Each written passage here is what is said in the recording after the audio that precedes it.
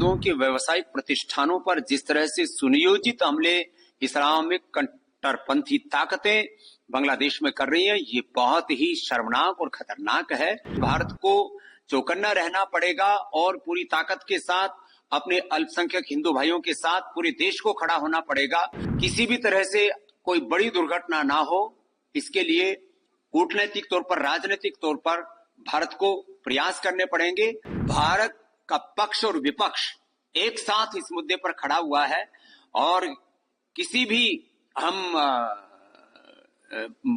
बुरी से बुरी परिस्थिति का सामना करने के लिए हमें तैयार रहना पड़ेगा। जब हमने बांग्लादेश को जन्म दिया, जब हम बांग्लादेश बना सकते हैं, तो वहां पर रहने वाले अपने हिंदू भाइयों की रक्षा करने में भी पूर्ण तरह से समर्थ हैं। भारत के सामर्थ्य को हमें दिखाना होगा, जिससे कि वहां पर रहने वाले हिंदुओं की तरफ कोई आंख न उठा सके। भारत के प्रधानमंत्री वो एक बहुत बड़ी शख्सियत हैं और हिंदुओं की रक्षा कैसे करनी होती है उसको वो जानते हैं और उन्होंने की है। हिंदुओं के घरों, हिंदू मंदिरों और हिंदुओं के व्यावसायिक प्रतिष्ठानों पर जिस तरह से सुनियोजित हमले इस्लामिक कट्टरपंथी ताकतें बांग्लादेश में कर रही हैं, ये बहुत ही शर्मनाक और खतरनाक है।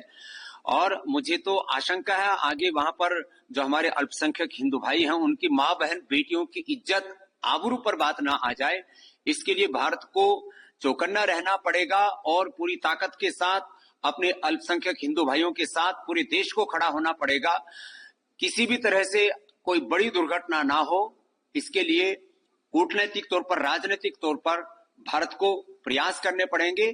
और मैं आश्वस्त हूं कि इस समय भारत के प्रधानमंत्री जो बहुत ही तेजस्वी हैं, यशस्वी हैं और पूरा हिंदुस्तान उनके साथ खड़ा हुआ है।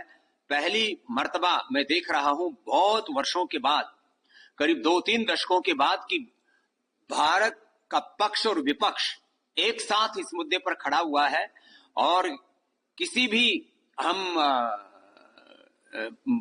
बुरी से बुरी परिस्थिति का सामना करने के लिए हमें तैयार रहना पड़ेगा और जरूरत पड़ने पर भारत को हस्तक्षेप भी यदि करना पड़े तो भी। जब हमने बांग्लादेश को जन्म दिया, जब हम बांग्लादेश बना सकते हैं, तो वहां पर रहने वाले अपने हिंदू भाइयों की रक्षा करने में भी पूर्ण तरह से समर्थ हैं और इस भारत के सामर्थ्य को हमें दिखाना होगा, जिससे कि वहां पर रहने वाले हिंदुओं की तरफ कोई आंख न उठा सके।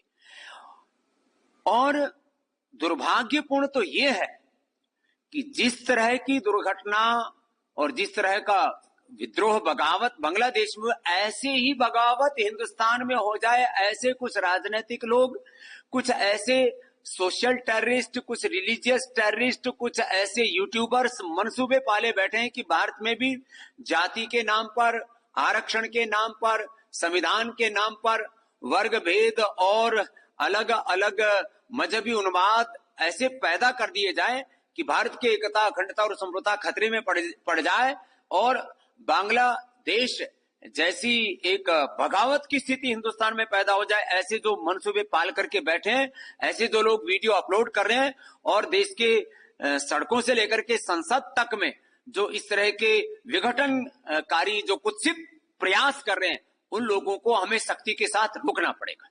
पूरी दुनिया में जैसे यहूदी लोगों पर कोई अंगुली नहीं उठा सकता, क्योंकि पूरी दुनिया के यहूदी एक है, ताकतवर है।